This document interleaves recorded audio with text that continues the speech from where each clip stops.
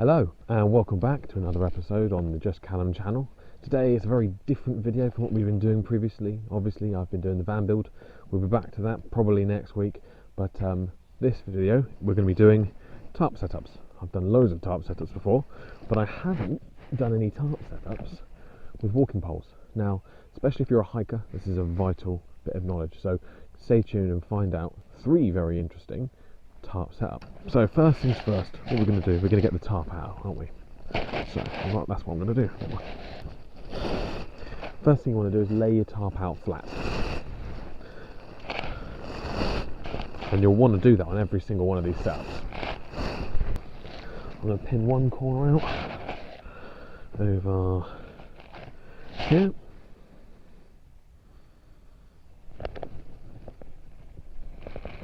One. I'm going to find my other corner, the far corner. I'm going to peg that out over here, like that. I'm going to come to the front, and then I'm going to find my middle marker. So this is my middle of my tarp, and what I'm going to do, the first thing, what I should have done was got my pole ready. So obviously you can adjust this to suit you. I don't mind. I'm taking the end cap off just here because I don't need that one established into the ground, so I can get a bit of height and stability. I like to set it to about 1.20 m, I would say 1.20 cm. That gives you a good open area to walk into. So find my middle piece. So I've got the 2 back corners in. Find middle piece. I'm just going to do a bowline. Cool. So now that I've got that up, it's in a kind of a triangle shape. I'm going to find roughly the end of my beginning of my paracord, straight down. I'm just going to push that into the ground so it's stable. Then I'm just going to tie myself a nice neat little clove hitch, just like that, and pull tight. And there's my clove hitch. Cool. So now I've done that, I can come down here, pull my line out, and I'm just going to peg that line down to about there. And then I'm just going to peg out the sides, quite simply.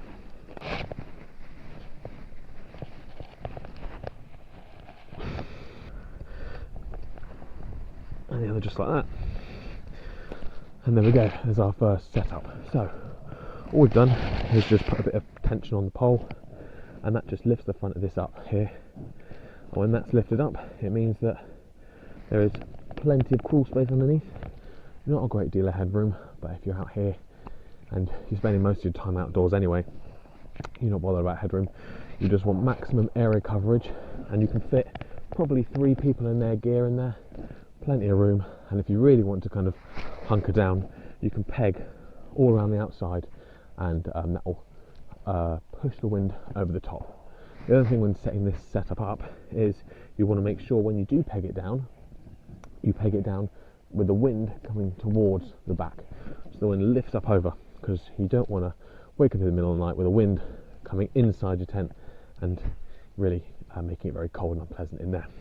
So that's the first setup. Next setup, we're going to put this right up to the edge here and do another one on the back. We're going to do an A-frame tent. So let's get onto that. So for the A-frame tent, all you're going to do in comparison to the previous type is you're going to peg 2 corners down, come to 2 toggles in from one of those pegs, and you're going to line up the edge of that toggle with your pole, just like that. Okay. Once you've done that, you're just going to tie off this toggle. You can pass the toggle over your pole or tie it off, and then peg that down to the ground like that. Now do not worry if your tent looks loose or worryingly like it's going to fall over. It shouldn't fall over, because when you finally put this second pole up, it will indeed hold itself up nice and taut. So do the same thing again. I'm going to put my toggle either over or tie it to my pole, so I've managed to be able to tie my toggle over like that, lovely. And then I'm just going to do the exact same thing. I'm just going to tie it around my pole like so, and once I pulled it taut, I'm just going to peg it down to the ground like so. Cool. Once those two are up, that should hold it up pretty well, and then I can just peg out my two other points, one like that and the other one like that. So obviously this is an A-frame tent. It's going to protect you from two sides of wind and all downpours. Hopefully this is pretty clear. You've got room for 2 to 4 people and all of your gear under here. If it's a heavy downpour, don't really want to exceed 3 people. You have got wind protection from 2 sides, which is ideal, but if it whips through, that can be very cold as well. The other things you can do with this setup is peg down all 3 of these points on that side and all 3 of those points on the other side, and that will just hunker you down a bit more, and there's less likely to be wind whipping under the sides and rain coming in from under the side as well. So that's the A-frame tent.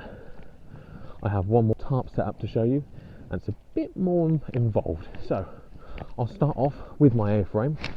I'm going to peg the second one in from the end with my A-frame like that. I'm going to take this corner out, and I'm going to do the exact same to the far corner. One corner in, and I'm going to peg that in there. I'm going to do the exact same at this side. Okay, so you're thinking, well, that's a bit silly. Now you've got all these loose flaps. That will change, don't worry. So I'm going to take out my pole like so, and I'm going to come one toggle in towards the middle, and I'm going to do the exact same. So I'm going to take off my line and put my pole back up onto the toggle one in on that centre line. So there's my first toggle in the centre, this is my second one, and I'm going to just tie this line to the one in from the centre, pull that taut like that, and that's the first one done. We'll come back to this side shortly. I'm just going to do the exact same to this pole, bring it one bar in, and you'll see why in a minute. Cool, so what I'm going to do now, here's my corner edge, my very corner. I'm going to come one in along the line, find this next loop, I'm going to peg that side down into the ground just there, and then I'm going to go again and find the other one on the other side, and I'm going to peg that one in onto that line there. So you should, if you've done this right, be able to peg both of them through the same peg, just like that. See, and you've got this loop here, which once you're inside you can tie off. So that's the first one. Make sure to tuck all of your corners underneath the tent. So we've done one side. What I would do is when I get inside, I get another bit of paracord. I just bundle that bit of material up, tie a loop around it, and then pull that tight just to seal that door there. Then I'm going to do the exact same thing here. Here's my corner edge, here's the next one in, and I'm going to bring that into the middle like so. Just pop that down there for now, and then I'll do the exact same on the other side, bring that in. Now I've left this one a little bit wider, so this will be my front door. So what I'll do is obviously I'll have that tucked in underneath. So those two edges are tucked in there. We've got a door right here. Now what you can do, if you wanted, is once inside, you pull that in. I would, when it is inside, I'd put it as far away from the outside of the tent, so reverse to this, and I'd roll it up like so, and then I just loop itself over, and I just put a bit of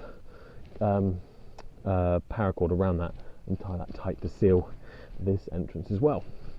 So the good thing about this tent, Forester's tent, is not only can you fit 2 people lengthwise and their gear, but also it is completely sealed, and as you can see, no trees, it's completely freestanding, so it's a great option for when you're out in the bush or the wilderness. Now I used this on a camp Recently in the Storm Burt, I went on camp with Liam and Harry, and I have to say, as you probably saw in that video, this tent was superb. I would absolutely, more than likely, I'd use this again. Fortunately enough, we were in a forest, so I was able to put up a ridgeline and string it over a ridgeline. So this is the Forester's tent. Out of all three, I would prefer this one just because it's enclosed. It's my preference. You can, of course, make this more stable by pinning down the middle two toggles, and of course, as I mentioned before, tying up the front here on the inside just to kind of shield any wind or such. Hopefully this video has been informative and you've enjoyed it. Obviously I'm going to still try and do bushcraft videos. I'm also doing my van video as well, which hopefully is getting on to completion at this point. We're going to do loads of van camping videos and wild camping videos and so forth coming up on the channel, so keep an eye out for that. Hopefully you've enjoyed this video. If you have enjoyed it, please leave me a like, and please also subscribe and tick that little notification bell so you can see when I post as well. I'll catch you on the next one.